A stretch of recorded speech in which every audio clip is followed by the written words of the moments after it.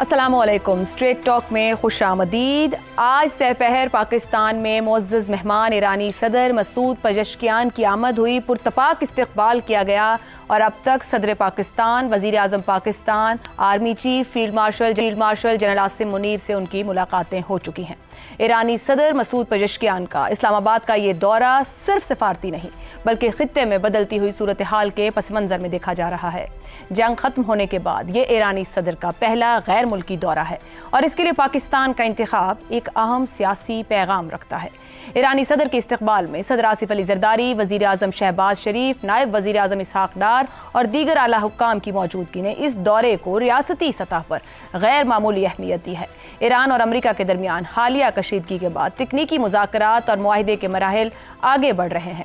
سوال یہ ہے کہ جب تہران اور واشنگٹن کے درمیان رابطوں کا ایک سلسلہ شروع ہو چکا ہے تو پھر ایران نے سب سے پہلے اسلام آباد کو کیوں منتخب کیا؟ کیا پاکستان اب بھی ایران اور امریکہ کے درمیان ایک ثالث کے طور پر دیکھا جا رہا ہے، یا پھر تہران کو اب بھی خطے میں کسی ایسے قابل اعتماد شراکت دار کی ضرورت ہے جو امریکی اور اسرائیلی دباؤ کے باوجود توازن برقرار رکھ سکے؟ یہ بھی ایک اہم سوال ہے کہ کیا ایران کو عرب ممالک، خاص طور پر قطر یا دیگر خلیجی ریاستوں سے وہ سفارتی یقین دہانیاں حاصل نہیں ہو رہی جو وہ اسلام آباد سے تلاش کر رہا ہے؟ ایرانی صدر کے ہمراہ وزیر خارجہ عباس عراقچی کی موجودگی یہ ظاہر کرتی ہے کہ یہ دورہ صرف علامتی نہیں بلکہ عملی نتائج حاصل کرنے کے لیے کیا جا رہا ہے۔ اب اصل سوال یہ ہے کہ ایران اس دورے سے کیا حاصل کرنا چاہتا ہے؟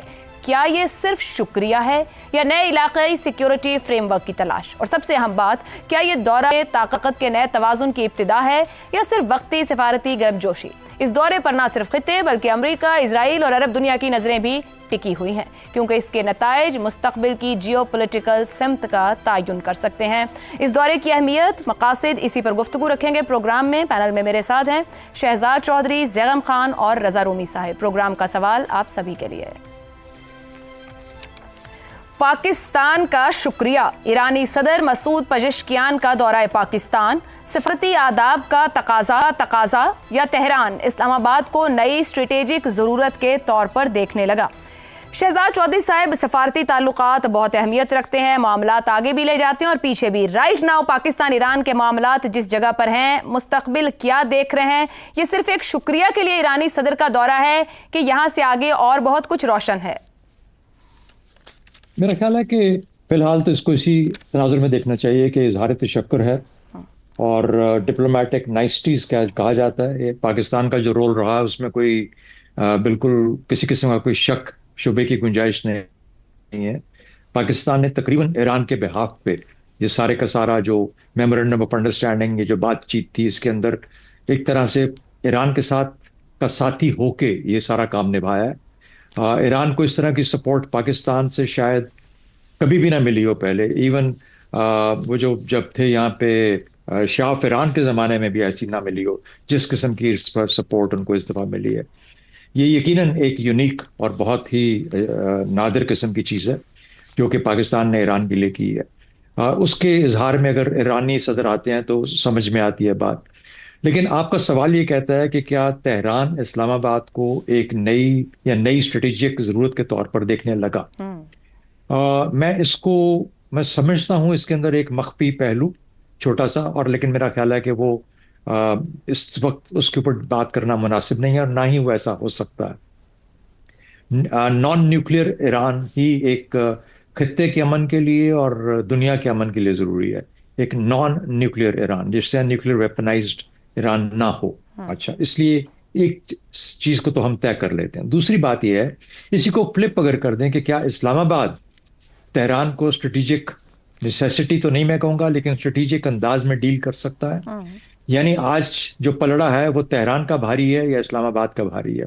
کیا اسلام آباد کو تہران کو لیڈ کرنا ہے یا تہران پاکستان کو لیڈ کرے گا، اسلام آباد کو لیڈ کرے گا؟ میری نظر کے اندر جو پاکستان نے کیا ہے، جو پاکستان کا تشخص ہے، جو پاکستان کی ساخت ہے، 25 کروڑ لوگ ہیں، ایک بہت بڑا ملک ہے، بیٹل ہارڈنڈ ہے، نیوکلیئر ویپن سٹیٹ ہے، دنیا کے اندر لنکڈ ہے، اس کا اقتصادی جو اس کی اکانومی ہے وہ ایران سے بڑی ہے اس وقت، شاید اللہ کرے بڑی ہی رہے۔ اور پھر اس کے بعد یہ جو تمام چیزیں مل کے یہ جو ایک بنیاد بناتی ہیں کسی بھی ریاست کی طاقت کی، پاکستان اس وقت بہت بہتر جگہ پہ کھڑا ہے، قومی تشخص پاکستان کا بہتر طور پہ نمودار اور اجاگر ہوا ہے. اب یہ سب چیزیں اگر صحیح ہیں، جو کہ صحیح ہیں، ہرگز بالکل صحیح ہیں، تو پھر ایران پاکستان کو لیڈ کرنا چاہیے. ایران آیا ہے، اب یہاں سے پہلا کام کہ جو ایران کا جو امن ہے، اس خطے کا جو امن ہے، اس کو مستحکم کیا جائے.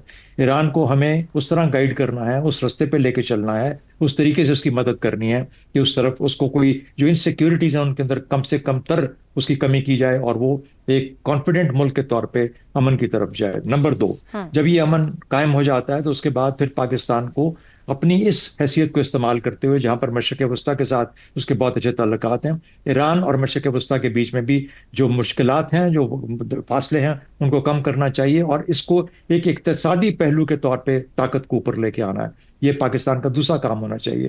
جب یہ ہو جاتا ہے اور ایران تھوڑا بہت کانفیڈنٹ ہو کے اپنے آپ کو پھر ری اسٹیبلش کرتا ہے، دنیا میں لنک ہوتا ہے، ایک اکانومی تیزی سے ابھرتی ہے، تو میرا خیال ہے ایران کا اپنا تشخص اور کانفیڈنس بھی آئے گا. پھر ترکی، ایران، پاکستان اور سعودی عرب مل کے وہ دیوار بنتے ہیں جو کہ اسرائیل کے راستے میں رکاوٹ بنتے ہیں. تو بہت سارے ایسے پہلو ہیں جس میں کہ پاکستان اور ایران مل کے اگر آگے چلیں، اور یہ موقع میں اس چیز کا نہیں کہتا کہ کون پاکستان کو کیا کوئی راستے دکھا سکتا ہے.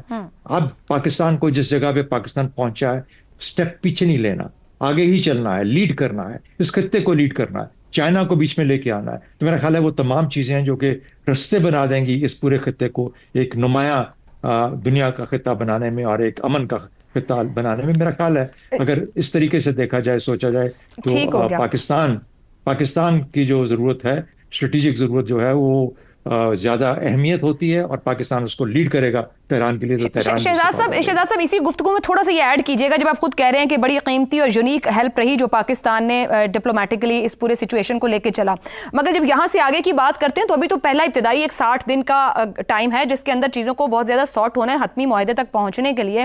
کیا یہ 60 دن پاکستان کو یہ بھی یاد دہانی کرانے کو تہران اسلام آباد میں ہے کہ جس طریقے سے گزشتہ 3 مہینے گزرے، پاکستان نے بھرپور مدد کے طور پر چیزوں کو بار بار ہاتھ سے پھسلتے ہوئے واپس سنبھالا، ایران کو واپس میز پر بٹھایا یا امریکہ کو بٹھایا، اگلے 60 دن بھی وہی بھرپور مدد پاکستان کی بطور اس ثالث یا اس ساتھ کے درکار رہے گی کہ کہیں ڈیریل نہ ہو جائیں چیزیں؟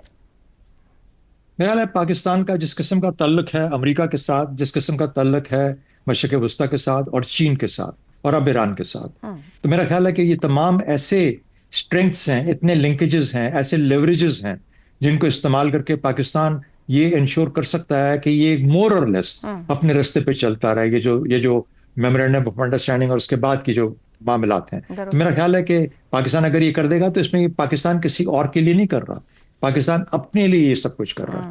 کیونکہ اگر یہ خطہ پرامن ہوتا ہے، اقتصادی بنیادوں کے اوپر پھر آگے بڑھتا ہے، تو پھر اس میں پاکستان کے لیے بہت اچھے پہلو ہیں. پاکستان کی سیکیورٹی کو بھی بہتر کیا جا سکتا ہے، پاکستان کی معاشی سچویشن کو بہتر کیا جا سکتا ہے. تو پاکستان کا صرف یہ 60 دن کا کام نہیں ہے، اس کے بعد 60 دن کا تو ہی ہے، لیکن اس کے بعد کا جو کام ہے وہ بھی اتنا ہی ہے. درست ہو گیا. زیغم صاحب، جنگ کے شعلے بجھتے ایرانی صدر پاکستان آئے ہیں، حالانکہ حالات تو ابھی ایران میں بھی بہت نازک ہیں، مگر انہوں نے پہلا فیصلہ پاکستان کی میزبانی کو قبول کرنے کا کیا. اسلام آباد میں جو اسلام آباد مفاہمتی یادداشت ہوئی وہ دستخط ہو چکے، ٹیکنیکل کمیٹیز بیٹھ گئی ہیں، معاملات آگے بڑھ رہے ہیں. ایران اس وقت میں اسلام آباد سے ایسا کیا چاہ رہا ہے جو دنیا کے بڑے دارالحکومت دینے کی پوزیشن میں نہ ہو اور تہران نے اپنی موجودگی اسلام آباد میں ضروری سمجھی؟ عائشہ، سب سے پہلے یہ کہ ایران کیا کہہ رہا ہے اس دورے کے بارے میں، یہ بہت ہی اہم بات ہے. علامتیں بہت اہم ہوتی ہیں، اس دورے کی علامت بہت اہم ہے. ایران کے صدر کا دفتر یہ کہہ رہا ہے کہ ایرانی صدر پاکستان کا شکریہ ادا کرنے کے لیے جا رہے ہیں.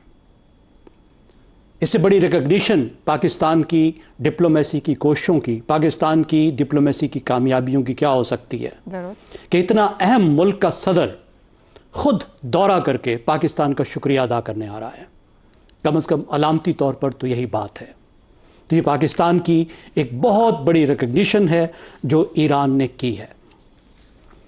اور آپ ذرا تصور کیجئے کہ صرف 2.5 سال پہلے جنوری 2024 میں جب پاکستان اور ایران نے ایک دوسرے پر حملے کیے تھے، تو ہم آج کے دن کا تصور بھی نہیں کر سکتے تھے کہ اتنے جلدی پاکستان اور ایران اتنے قریب آ جائیں گے کہ 1979 کے بعد کبھی بھی اتنے قریب نہیں تھے. انقلاب ایران کے بعد اتنے قریب نہیں تھے.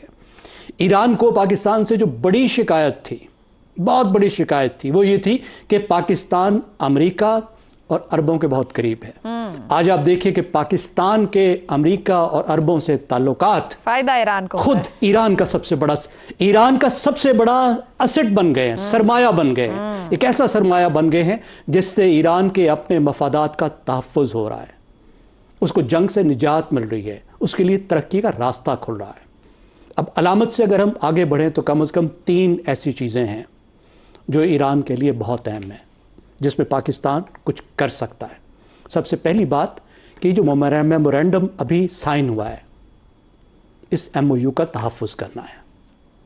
اس ایم او یو میں جو وعدے کیے گئے ہیں وہ چیزیں دلوانی ہیں، اور اس میں پاکستان کی ضرورت ہے ایران کو، اور ہم نے دیکھا ہے کہ اتنے تھوڑے سے وقت میں بہت سی چیزیں ایران کو ملنا شروع ہو گئی ہیں اس ایم او یو کی وجہ سے۔ دوسری بات، یہ جو 60 دن کا پروسیس شروع ہوا ہے، اس کا بھی پاکستان بہت اہم میڈیٹر ہے۔ 2 میڈیٹر ہیں اور لیڈنگ میڈیٹر پاکستان ہے، قطر بھی ہے۔ اس میں بھی صدر ایران نے پاکستان کے ساتھ کوارڈینیشن کرنی ہے، کیونکہ اگر دیرپا امن چاہیے، اور ظاہر ہے ایران کو چاہیے، اب ایران اس معاشی بحران سے نکلنا چاہتا ہے، اس آئسولیشن سے نکلنا چاہتا ہے، تو پھر 60 دن میں حل نکالنا ہوگا، اور ایران کی خواہش ہوگی کہ اس 60 دن کے جو مذاکرات ہیں اس کے بعد وہ زیادہ سے زیادہ فائدے حاصل کر سکے، اور اس کے لیے اسے پاکستان کی ضرورت ہوگی۔ جیسے اس کو ایک شاندار ایم او یو ملا، اس طرح ایک شاندار معاہدہ مل سکے، اور اس معاہدے میں پاکستان کا بھی بہت فائدہ ہے، کیونکہ پاکستان کے لیے بھی نئے امکانات کھلیں گے۔ اور اس معاہدے میں پاکستان، دیکھیے پھر وہی بات ہے کہ پاکستان ایک برج ہے، جو کچھ ایران نے کہنا ہے عربوں کے ساتھ تعلقات بنانے ہیں، امریکہ کے ساتھ تعلقات بنانے ہیں، کسی معاہدے کی طرف جانا ہے، تو پاکستان کی ضرورت ہے۔ اس کے ساتھ ساتھ جو خطے کی ایک نئی صورتحال ایمرج ہو رہی ہے، جو ایک سیکیورٹی کی نئی صورتحال ایمرج ہو رہی ہے، اس میں پاکستان ایک بہت اہم ملک بن کے ابھرا ہے۔ یعنی جو مڈل ایسٹ کا ریجن ہے اس کی سیکیورٹی میں، اور پاکستان نے ترکی کے ساتھ، مصر کے ساتھ، سعودی عرب کے ساتھ مل کر جو گروپ بنایا ہے، اس کے ساتھ تعلقات بھی اب ایران کے لیے بہت اہم ہے، اس پر بھی یقیناً وہ بات کریں گے۔ اور آخری اور بہت اہم بات جو ہمارے لیے سب سے اہم ہے، وہ ہے ان دونوں ملکوں کے باہمی تعلقات، جہاں سے بات جیو پولیٹکس سے جیو اسٹریٹجی میں جائے گی۔ پاکستان کو تو بینیفٹ تب ملے گا نا جب یہ سب تعلقات تجارتی تعلقات میں کنورٹ ہوں۔ یہ جو محبت، یہ جو دوستی پیدا ہوئی ہے، یہ پاکستان کے فائدے کی طرف جائے۔ درست۔ کہ کس طریقے سے ہم ٹریڈ کی طرف جائیں، اس میں 2 چیزیں بہت اہم ہیں۔ جی۔ پہلی بات تو یہ ہے کہ جو شکوک و شبہات ہمیں نان اسٹیٹ ایکٹرز کی وجہ سے ہیں، ٹیررزم کی وجہ سے ہیں، اس پر بڑی کھلی ڈلی بات ہونی چاہیے، اور اس پر چیزیں طے ہونی چاہیے کہ جو دہشت گرد ان ایریاز میں ایکٹیو ہیں جہاں پہ ان دونوں ملکوں کا بارڈر ہے، اور افغانستان میں ایکٹیو ہیں، ان پر باقاعدہ معاہدہ اور طے ہونا چاہیے، اور ان دونوں ملکوں کو مل کر کام کرنا چاہیے اپنے فائدے میں۔ دونوں کا بہت فائدہ ہے جی۔ اور دوسری بات کہ تجارت کے لیے اب تجارت کو آگے بڑھانا چاہیے۔ گزشتہ سال جب صدر پزشکیان آئے تھے پاکستان میں، تو دونوں ملکوں نے یہ کمٹ کیا تھا کہ وہ تجارت کو $10 بلین تک لے کر جائیں گے۔ کیسے لے کر جائیں گے، اب اس پر بات ہونی چاہیے۔ بہت امکانات ہیں انرجی میں، ایگریکلچر میں، دوسرے پروڈکٹس میں۔ اب اگر ایران ترقی کے نئے سفر کی طرف جاتا ہے تو اس میں بھی پاکستان کے لیے، پاکستان کی کمپنیوں کے لیے، پاکستان کے ہنرمندوں کے لیے بہت مواقع ہوں گے۔ تو یہ ہم کہہ سکتے ہیں کہ ایک نئے سفر کی ابتدا ہے، بہت خوشگوار ابتدا ہے۔ درست ہو گیا۔ ایران کے ساتھ پاکستان کے 1000 سال کے تعلقات ہیں جن پر ہمیں بلڈ کرنے کی ضرورت ہے۔ درست ہو گیا۔ رضا رومی صاحب، نئے معاملات، نئے تعلقات تو ہمیں دکھ رہے ہیں۔ گزشتہ سال مئی کے بعد بھی ہم نے صورتحال بدلتی دیکھی پاکستان کی خطے میں، اور اس جنگ کے دوران ہم نے پاکستان کے کردار کو دنیا میں بلند ہوتے دیکھا، سفارتی طور پر ملنے والی کامیابیوں کو، جنگ کو روکنا۔ اب اس ایم او یو تک پہنچنے کے بعد یہ ایرانی صدر نے جو فیصلہ کیا، فوری طور پر شکریہ ادا کرنے اور پاکستان پہنچے ہیں۔ ہم تو اس پہ بات کر رہے ہیں، تجزیے تبصرے، مگر ویسٹرن میڈیا بھی اس کو دیکھ رہا ہے اور بڑے غور سے دیکھنے کی کوشش کر رہا ہے کہ کیا اہمیت ہے، کیا مقاصد ہیں۔ ایرانی صدر پہنچے ہیں تو آیا واقعی شکریہ ادا کرنے آئے ہیں، کوئی فیوچرسٹک باتیں ہو رہی ہیں؟ کس طریقے کی گفتگو، تجزیہ یا اس ملاقات پر نظر رکھے ہوئے ہیں باہر سے میڈیا؟ اور کوئی نہ کوئی اہمیت تو ہے اس کی، واشنگٹن کے نزدیک بھی اور عرب ممالک کے نزدیک بھی اس معاملے کی۔ اب تک پاکستان نے اپنا بہت ہی توازن سے پورے کے پورے معاملے کو چلایا ہے، یہاں سے آگے مستقبل میں خطے کی صورتحال، سیکیورٹی صورتحال میں پاکستان کے کردار کو کہاں دیکھتے ہیں؟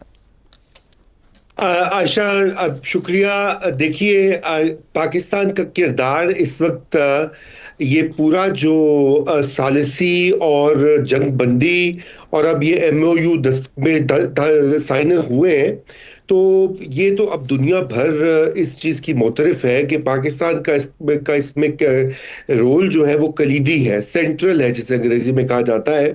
اور پہلے لوگوں نے اس کے اوپر بہت زیادہ کوشش کی کہ کسی طریقے سے پاکستان کا جو کام ہے اس کو انڈر مائن کیا جائے، انڈر ریٹ کیا جائے۔ یہ کہا گیا کہ جی قطر کو زیادہ اس نے کام کیا ہے، قطر کو زیادہ ایران دیکھتا ہے، ایران زیادہ پسند کرتا ہے، پاکستان پہ ابھی بھی شک کرتا ہے۔ آپ کو پتہ ہے اس طرح کی کئی آوازیں پاکستان کے اندر اور پاکستان کے باہر، آپ اغیار کو تو چھوڑ دیجئے نا، مغرب کو یا ہندوستان والے جو کرتے ہیں، جو ہمارے اپنے لوگ بھی اس طرح کی جو پیشین گوئیاں اور دورفنتنیاں چھوڑ رہے تھے، تو آج کا ایک روزہ دورہ جو ہے وہ ان کے لیے بھرپور جواب ہے، تابڑ توڑ قسم کا جواب ہے کہ ایران کے صدر از خود پاکستان کا شکریہ ادا کر دے۔ آفیشل ان کی یہ پوزیشن ہے، وہ آفیشل پوزیشن یہ نہیں ہے کہ وہ خیر سگالی کے دورے پر آئے ہیں یا وہ میوچول انٹرسٹ کی بات کریں، وہ ایک اسپیسیفک کام کے لیے مختصر دورہ کرنے آئے ہیں پاکستان۔ اس سے یہی واضح ہوتا ہے کہ پاکستان نے جو ثالثی کی ہے، پاکستان کے وزیر اعظم اور پاکستان کے فیلڈ مارشل نے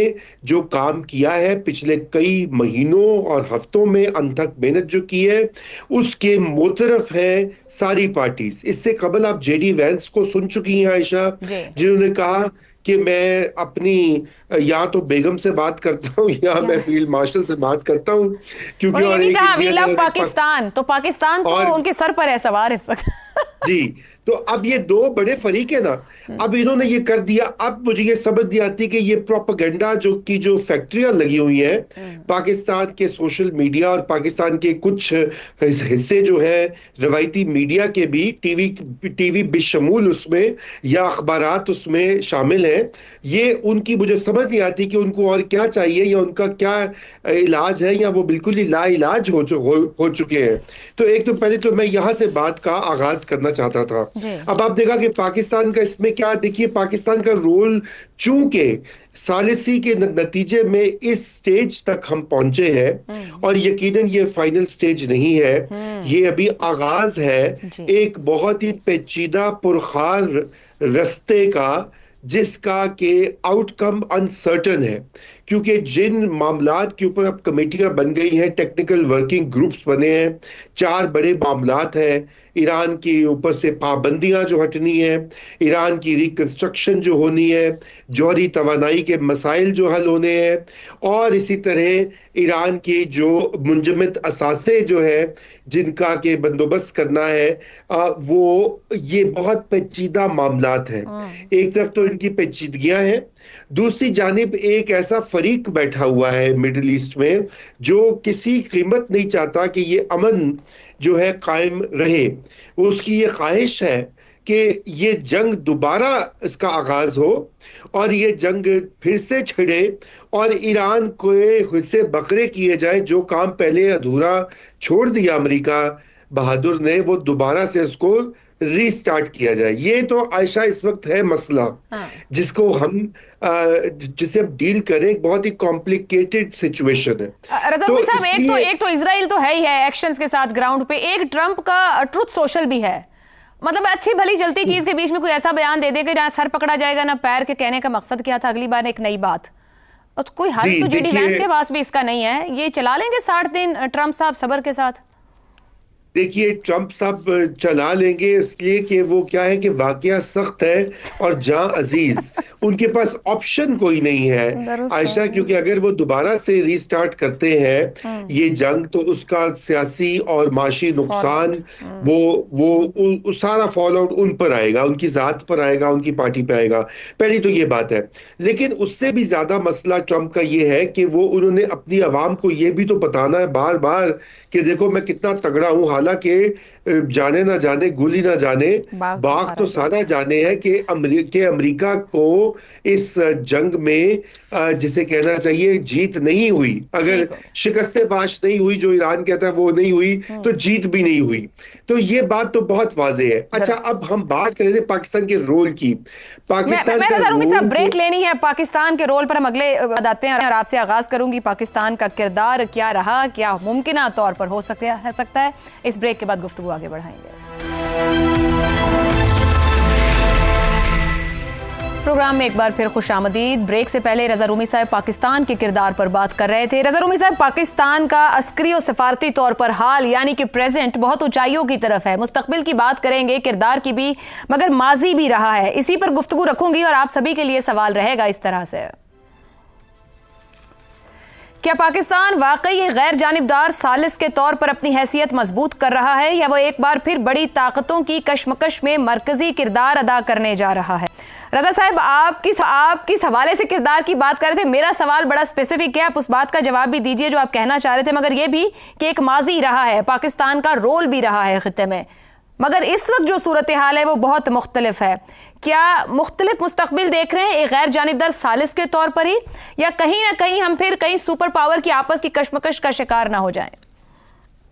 جی عائشہ، بالکل میں آپ کے سوال سے ہی آغاز کرتا ہوں اپنی بات کا، اور دیکھیے ماضی میں بھی پاکستان کا ایک کردار بالکل رہا ہے اس خطے میں، اور امریکہ کے ساتھ جو ہمارے تعلقات ہیں بڑے دیرینہ ہیں، مگر دیکھیے دو باتیں جو ہیں وہ مختلف ہیں۔ آپ نے خود بھی اپنے ابتدائیے میں کہا کہ آج کے حالات مختلف ہیں، اور یقیناً مختلف ہیں، کیونکہ جب پاکستان نے پہلا الائنس اس کا ہوا تھا امریکہ کے ساتھ 1950 کی دہائی سے، اس وقت ایک سرد جنگ تھی برپا، دنیا بھر میں اس نے لپیٹ میں لے رکھا تھا پوری عالم کو، اور اس میں پاکستان نے ایک سائیڈ کا انتخاب کیا، امریکہ اور ویسٹرن کیمپ جو تھا، اور اس میں وہ ان کے سیکیورٹی جو معاہدے تھے اس کا حصہ بنا رہا، اور یہ کئی دہائیوں تک ہمارا یہ سلسلہ چلا، اس کے کچھ فائدے بھی ہوئے، کچھ نقصانات بھی ہوئے، وغیرہ وغیرہ۔ پھر ہم نے جو دوسرا تھا وہ افغان جہاد والا، وہ بھی کولڈ وار کا ہی زمانہ تھا، روس نے آ کر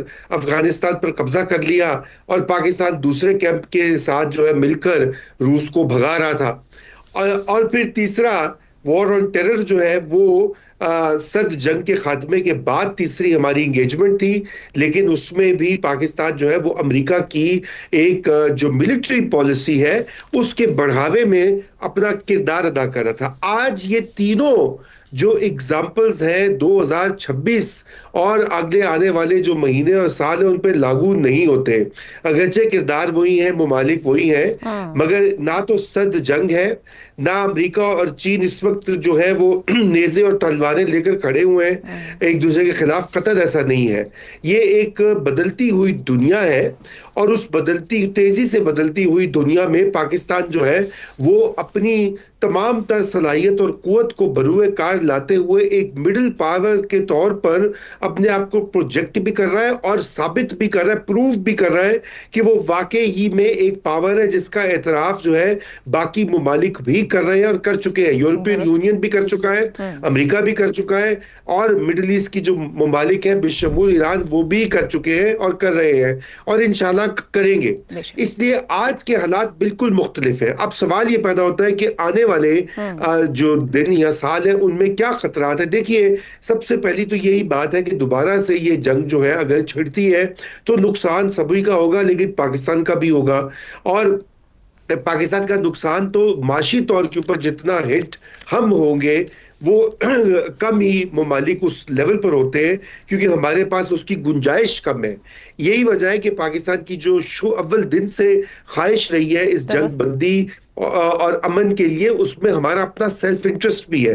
دوسرا، پاکستان کی سیکیورٹی انٹرنل اور ایکسٹرنل دونوں اتنی ولربل ہے کہ اگر ایران کی جنگ دوبارہ سے سٹارٹ ہوتی ہے، یہ معاملات طے نہیں ہوتے تو ہم بالکل ولربل رہیں گے. تو اس لیے میرے خیال سے یہ دو بڑے جسے کہنا چاہیے خطرات ہیں، اور خدا کرے کہ ہم اس سے جو ہے وہ اوور کم کر سکے. ابھی تک تو بالکل ہم کر رہے ہیں اور انشاءاللہ مجھے امید ہے کہ ایسا ہی ہوگا. درست ہو گیا. شہزاد چودھری صاحب، پاکستان کے جغرافیہ نے اس کو چیلنجز بھی دیے اور فائدے بھی دیے. ہم نے اس وقت پر کیسے استعمال کیا، اس کو پیچھے رکھتے ہوئے پہلی بار پاکستان کسی امن عمل کے باعث ایک بڑے مقام پر ہے ورلڈ سٹیج پر. نہ کوئی جنگ ہے، نہ کسی سپر پاور کے اسٹریٹجک مفادات ہیں، اگر ہم پوسٹ 9/11 یا کولڈ وار ایرا کی بھی بات کریں. یہاں سے آگے پاکستان کا کردار بڑا دیکھتے ہیں، بڑھتا ہوا دیکھتے ہیں ایز پیس میکر، ڈپلومیٹ، ثالث، یا کیا دیکھتے ہیں؟ میرا خیال ہے پاکستان کا یہ جو بھی رول رہا ہے اس امریکہ اور ایران کی جنگ کے اندر، اس میں جو پاکستان کو کانفیڈنس ملنا ہوگا اور ملنا چاہیے وہ اس لیول کا ہے کہ شاید پاکستان نے پہلے کبھی بھی اس کو انجوائے نہ کیا ہو. یعنی پاکستان نے بڑھ کے اپنی پرسسٹنس بھی دکھائی، اپنی لائلٹی بھی دکھائی، اپنی جو کہتے ہیں کہ غیر جانبداری بھی دکھائی، اور پھر اٹھ کے ایسے وقت پہ سامنے آیا جب دنیا کا کوئی ملک، 195-96 ملک ہیں پوری دنیا کے اندر، ان میں سے کوئی ملک بھی سامنے نہیں آیا اس جنگ کو روکنے کے لیے. ہندوستان جس کا کہ بے انتہا ایک امریکہ کا ایلائی ہے اور ایران کے ساتھ بہت گہرے اور قریبی تعلقات رہے اور سالوں رہے، اس کے باوجود ہندوستان نے قدم اٹھا کے اس جنگ کو بند کرنے کی کوشش نہیں کی. مشرق وسطیٰ ہو یا کسی اور یورپ کا کوئی ملک سامنے نہیں آیا. تو اس لیے جو پاکستان کا رول تھا وہ اپنے طور پہ اس نے بے انتہا پاکستان کو کانفیڈنس دیا. سوال آپ کا جو بنیادی ہے وہ یہ ہے کہ کیا پاکستان کسی امریکہ ٹائپ کسی ملک کے ساتھ پھر سے ان کے کسی مقصد کے لیے تو استعمال نہیں ہو جائے گا. میرا خیال ہے جہاں پاکستان ایران کے لیے اتنی بڑی آسانی کریٹ کر چکا ہے اور کر رہا ہے، تو اس کا مطلب یہ ہے کہ پاکستان اس واشنگٹن کے اندر اتنا پر اثر اپنا رول ادا کر سکتا ہے جہاں پر کہ امریکہ کی سوچ کو بھی تبدیل کر سکتا ہے. اس کا اظہار بہت مختلف لیولز کے اوپر امریکہ کے اندر ہو چکا، ہر لیول سے ہو چکا. پاکستان کو کانفیڈنس ہونا چاہیے کہ پاکستان کو یہ پتا ہو کہ اس کے اپنے حق میں کیا بہتر ہے. اگر امریکہ ایک بہت اہم پاکستان کا دوست رہا ہے اور ہے بھی اور رہنا چاہیے، تو چین اسی طریقے سے ایک بہت ہی، حالانکہ امریکہ اور چین آپس میں مختلف طرفوں پہ کھڑے ہیں، لیکن پاکستان نے جتنے خوبصورتی سے اس کو بیلنس کیا ہے، پاکستان نے جس طریقے سے دو متحارب ملکوں کو جو کہ 50 سال سے آپس میں ایک دوسرے کو دشمن گردانتے تھے، اکٹھا کر کے بٹھا دیا ہے. تو یہ وہ چیزیں ہیں جو کہ پاکستان کے پازیٹیو رول کو سامنے لے کے آتی ہیں. لیکن کیا پاکستان صرف اس ایک بنیاد کے اوپر اپنا سکہ جما جائے گا پوری دنیا کے اندر یا اس خطے کے اندر؟ ایسا ہرگز نہیں ہے. پاکستان جب یہ کام کر لے گا تو اس میں نے پہلے اپنے سوال کے جواب میں کہا پاکستان کو اور بہت کچھ کرنا ہے. سب سے زیادہ اس کو اپنے اندر، ملک کے اندر بہت کچھ کرنا ہے. جب تک ہم اپنے ملک کے اندر مضبوط نہیں ہوں گے، یہ جو باہر کا کانفیڈنس ہے یہ کبھی اس چیز کو کمپنسیٹ نہیں کر سکتا. اس لیے اپنے ملک میں آپ کی اقتصادی سچویشن، آپ کی معاشی اور معاشرتی دونوں، اور آپ کی سیاسی سچویشن جب تک یہ ہم آہنگ نہیں ہوں گے، اس وقت تک وہ اسٹرینتھ، وہ طاقت، وہ کانفیڈنس جو آپ باہر سے لے کے آتے ہیں وہ کسی کام نہیں آئے گی. کیونکہ اب دنیا آپ کو آپ کے اندر کے جو آپ کے اندر ہے اس کو دیکھ کے پہچانے گی کہ اصل حقیقت یا اصل طاقت آپ کی کیا ہے. ہندوستان جیسے ملک آج ہم پہ یہی تانے مارتے ہیں کہ آپ نظر تو آتے ہو لیکن اندر سے خود جو حالت ہے وہ آپ کو پتا ہے. ہمیں اس چیز کو ڈیفیٹ کرنا ہے. ہمیں پاکستان کو مکمل کانفیڈنس دینا ہے. ہم نے باہر سے ادھار لے کے کانفیڈنس نہیں آنا، جو کہ اب تک ہم کرتے رہے ہیں، لیکن اس کو بدلنے کی ضرورت. درست ہو گیا جی. ایک بریک لیتے ہیں، بریک کے بعد زیغم خان کا پوائنٹ آف ویو آپ کے سامنے رکھیں. کیا پاکستان واقعی ایک غیر جانبدار ثالث کے طور پر اپنی حیثیت مضبوط کر رہا ہے، یا وہ ایک بار پھر بڑی طاقتوں کی کشمکش میں مرکزی کردار ادا کرنے جا رہا ہے؟ زیغم صاحب، یہ بنیادی سوال ہے، مگر ایڈ اپ کیجئے گا کہ 195 ممالک میں سے پاکستان وہ ملک بنا جنہیں آگے بڑھ کر بڑی جنگ کو روکا اور ہم MOU تک پہنچے. مگر اس وقت پاکستان ایران کو مزید آگے کس حد تک، کہاں تک دے سکتا ہے، جب بینگ پاکستان اس کی اپنی لمیٹیشنز ہیں؟ واشنگٹن اور عرب ممالک بھی اسلام آباد پر نظریں رکھے ہوئے ہیں. یہاں سے آگے پاکستان کا رول کیا ہے؟ جب پاکستان نے یہ ثالثی قبول کی تو اس وقت بہت سے لوگ، بڑے سیانے لوگ، یہ کہہ رہے تھے کہ پاکستان پھنس جائے گا. یا تو دونوں سائڈز پاکستان پہ الزام لگائیں گی کہ پاکستان اچھا ثالث نہیں ہے، پاکستان نے مروا دیا، پاکستان کی وجہ سے صلح نہیں ہوئی، جنگ ہو گئی، یا صلح ہو گئی تو ایک فریق تو ضرور الزام لگائے گا۔ جو یہ سمجھے گا کہ صلح سے اس کو کم فائدہ ہوا ہے وہ کہے گا پاکستان کو کہ یہ پاکستان کی ساری ذمہ داری ہے۔ لیکن دیکھیے آج ہم کہاں کھڑے ہیں، کہاں پہنچے ہیں۔ جے ڈی وینس امریکہ کے نائب صدر کو آپ نے سنا، کتنے شاندار الفاظ میں اس نے پاکستان کو خراج تحسین پیش کیا۔ اس نے فیلڈ مارشل سے کہا کہ ان کی سٹیٹس مین شپ کی وجہ سے یہاں تک پہنچے ہیں۔ دیکھیں سٹیٹس مین کا خطاب، کسی کو سٹیٹس مین کہنا ایک بہت بڑا کمپلیمنٹ ہوتا ہے، اور ایرانی صدر تو خود شکریہ ادا کرنے آ گئے۔ تو پاکستان ثالث کے طور پر کتنا کامیاب ہوا ہے، کتنا اس کو ایک غیر جانبدار ثالث سمجھا گیا ہے، اس کی تو اس سے بڑی مثال ہو ہی نہیں سکتی۔ دونوں فریقوں نے اس کو تسلیم کر لیا۔ اب بڑی طاقتوں کی جو کشمکش ہوتی ہے، یہ تو تاریخ کا حصہ ہے۔ جب سے تہذیب شروع ہوئی ہے یہ کشمکش جاری ہے، کبھی ایرانیوں کے اور یونانیوں کے درمیان، کبھی برطانویوں اور جرمنوں کے درمیان، پھر ہم نے دیکھا کہ کولڈ وار کا ایک بہت بڑا عرصہ گزرا۔ دیکھیں ہمیں ذہن میں رکھنا چاہیے کہ کولڈ وار میں یہ کوئی آپشن موجود ہی نہیں تھی کہ آپ غیر جانبدار ہو جائیں۔ وہ چند ملک جو خود کو غیر جانبدار کہتے تھے وہ فراڈیے تھے، وہ روس کے جانبدار تھے، روس کی الائنمنٹ کا حصہ تھے، لیکن وہ کمیونسٹ نہیں تھے، تو وہ خود کو غیر جانبدار کہتے تھے۔ سب اس وقت جانبدار تھے۔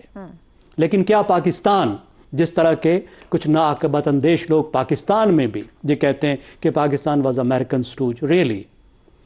دیکھیں اس وقت بھی پاکستان نے بہت سے معاملات پر بہت شاندار سفارتی توازن رکھا، اور پاکستان نے جو سفارتی توازن کا آرٹ اس دور میں سیکھا وہ آج پاکستان کے کام آ رہا ہے۔ مثال کے طور پر چین اور امریکہ کے درمیان میں سفارتی توازن رکھنا، تصور کیجئے کتنی بڑی بات تھی کہ 1970 سے پہلے 1970 تک چین کو امریکہ تسلیم ہی نہیں کرتا تھا، چین کے سخت خلاف تھا، لیکن پاکستان ان کو قریب لے کر آیا۔ پھر آپ یہ دیکھیے کہ خود ایران اور عرب ملکوں کے درمیان میں کتنے تنازعات تھے، پاکستان پر کتنا دباؤ تھا کہ پاکستان ایران کے خلاف کچھ نہ کچھ کرے، کیونکہ پاکستان عربوں کا بہت کلوز اتحادی ہے، لیکن پاکستان کبھی ایران کے خلاف استعمال نہیں ہوا۔ ہم نے ایک سفارتی توازن اپنا برقرار رکھا، تو وہ سفارتی توازن آج ہمیں پھر نظر آ رہا ہے، اور اس کی وجہ یہ ہے کہ یہ سفارتی توازن پاکستان کے اپنے قومی مفاد کا تقاضا ہے۔ یہ سفارتی توازن ہمیں کوئی باہر نہیں کہہ رہا کہ تم یہ توازن رکھو تاکہ ہمارا فائدہ ہو۔ ہر ملک یہ کہتا ہے کہ دوسرا ملک سفارتی توازن نہ رکھے، وہ اس کے ساتھ جائے۔ امریکہ نہیں کہے گا کہ پاکستان سفارتی توازن رکھے، امریکہ تو کہے گا کھل کے ٹوٹل پاکستان کے ساتھ آؤ۔ چین بھی یہی کہے گا، ایران بھی یہی کہے گا، سعودی عرب بھی یہی کہے گا، لیکن پاکستان کے قومی مفادات کا یہ تقاضا ہے کہ پاکستان سفارتی توازن رکھے، درست ہو گیا، اور پاکستان نے وہ توازن رکھا، اور آج اس توازن کی وجہ سے پاکستان کا یہ اتنا بڑا مقام بنا ہے، پاکستان کی دنیا بھر میں اتنی اہمیت بنی ہے۔ اور جو ہم نے یہ فن سیکھا تھا، ڈپلومیسی کا، جو دہائیوں تک ہم نے استعمال کیا، وہ ہمارا ڈپلومیٹک اسٹ، وہ ہمارا سفارتی سرمایہ ہمارے ساتھ کام آ رہا ہے۔ دوسری بات جو ہمارے کام آ رہی ہے وہ پاکستان کی فوجی قوت کام آ رہی ہے، جو پاکستان نے فوجی قوت کا مظاہرہ کیا، اس سے پاکستان یہاں پہنچیں گے۔ مجھے بالکل پروگرام ہے کہ ہم نے جہاں جہاں انویسٹمنٹ کی وہ فوجی سرمایہ ہے یا سفارتی سرمایہ، اس نے نتائج دیے۔ امریکہ چائنا تعلقات ہوں، عرب ایران تعلقات ہوں، یا آج ایران امریکہ تعلقات، پاکستان کا آرٹ آف ڈپلومیٹک بیلنس اس نے اپنا کام دکھایا، اور یقیناً اس پر ایک کتاب لکھی جانی چاہیے کہ اس شاندار انداز میں پاکستان نے دنیا کو اس جنگ سے بچایا ہے۔ پروگرام سے اتنا ہی، اجازت دیجیے، اللہ حافظ۔